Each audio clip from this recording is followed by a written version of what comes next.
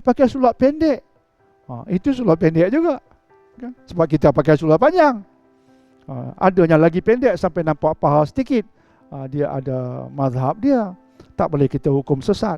Jadi bila ada ustaz mengatakan siapa yang pakai sulap pendek ini dia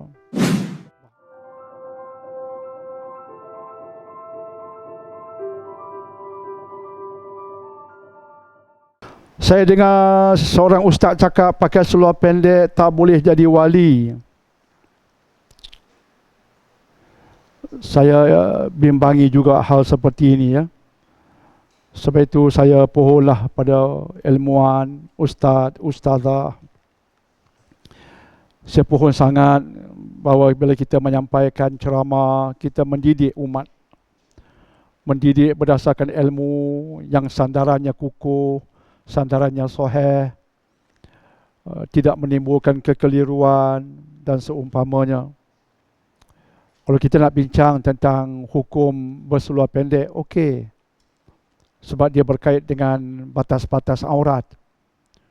Seluar pendek ini pun menimbulkan banyak persoalan. Seluar pendek tu pendek mana? Adakah sekadar lutut? Sekadar lutut, atas sikit pada lutut? Itu pun ada pembahasan. Walaupun saya sendiri berpegang menutup aurat itu paling minima bagi kaum lelaki ialah antara pusat dan lutut. Antara pusat dan lutut. Antara itu jadi bahas. Antara pusat dan lutut. Apa maksud antara itu? Lutut bahagian bawah ke lutut bahagian atas? Kemudian ada pula dibincangkan berdasarkan hadis Uthman bin Affan tentang adakah paha itu termasuk aurat. Ada perbincangan. Maksudnya bukan suatu yang putus 100% tentang pakai seluar pendek, nampak paha itu dia artinya terkutuk kan. Walaupun pegangan kita jelas antara pusat dan lutut, tapi ada pembahasan lagi kalau perbincangannya melibatkan paha dan sebagainya. Jadi isu seluar pendek mesti isu yang pendek, mungkin paras ke lutut, kita panggil juga itu seluar pendek. Orang itu datang ke surau pakai seluar pendek. Kalau kita pergi ke airport, ramai tok Arab pakai seluar pendek. Kalau ikut bahasa kita, ramai tok Arab pakai seluar pendek. Isteri punyalah purdah. Datang depan kita seorang wanita tutup semua. Suami dia seluar pendek aja. Kita kata tak padan. Yang ni tutup semua. Yang ni pakai seluar pendek. Itu seluar pendek juga. Kan? Sebab kita pakai seluar panjang. Ada yang lagi pendek sampai nampak paha sedikit. Dia ada mazhab dia. Tak boleh kita hukum sesat. Jadi bila ada ustaz mengatakan siapa yang pakai seluar pendek ini dia bahaya lagi kalau dia sebut bahawa tak boleh jadi wali kahwin. Ini hukum yang hanya Tok Mufti saja boleh tentukan. Sebab itu kita ustazah tak usahlah kita terjun pada benda-benda yang mengelirukan. Banyak isu boleh timbul, banyak masalah boleh timbul. Tak boleh jadi wali. Besar isu dia. Bapa pakai seluar pendek main bola. Bapa itu top scorer. Tim dia top scorer. Top scorer pakai seluar pendek main bola. Habis main bola, masuk maghrib, tutup aurat, kemas sembahyang. Pakai dengan kain, labuh pun. Jubah seketul warna putih. Besok main bola, seluar pendek pula. Tak boleh jadi wali. Padahal sepanjang rajin. Janganlah ustaz-ustaz, berceramah seperti itu. Lagipun itu bukan bidang kita, itu bidang majlis fatwa.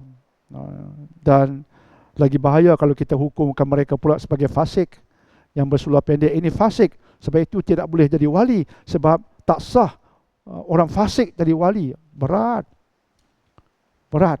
Masa dahulu saya asyik dengan tasawuf, baru balik Malaysia, saya pun carilah ustaz-ustaz yang cenderung pada tasawuf.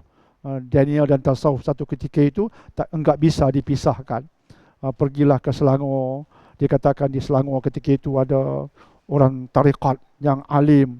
Saya pun pergi jumpalah dengan seorang, pergi ke rumah dia, tidur di rumah dia, bangun tahajud dengan dia sebab dia guru tarikat yang alim. Saya masa itu tak boleh dipisahkan dengan tarikat dan tasawuf. Maka dia berkata apa?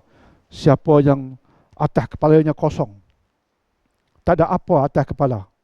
Tak ada serban, tak ada ketayam, tak ada songkok. Dia orang fasik. Saya terkejut. Atas kepala saya tak ada apa. Saya doktor. Atas kepala tak ada apa. Dia kata fasik. Loh. Saya balik termenung. Jadi kritikal terus. Orang tua ni betul ke ni? Senang-senang hukum yang tak pakai apa atas kepala fasik. Berat ni. Fasik ni berat hukum dia. Senang-senang dia hukum begitu. Padahal bukan wajib apa pun. Bagi kaum lelaki, bukan wajib apa pun. Semayang tak pakai apa atas kepala pun okey. Semayang berjemaah pula okey. Jadi itu saya alami sendiri. Jadi saya kritikal. Jadi kritikal lepas tu dengan dengan pak-pak ustaz ni dan sebagainya. Ni datang balik isu solat pendek dan fasik. Berhati-hatilah dengan apa yang kita nak keluarkan sesuatu yang persis fatwa.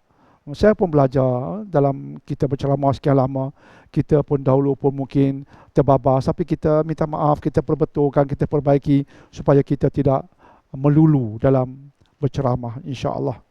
Saya mohon insya-Allah mendapat peringatan, insya-Allah.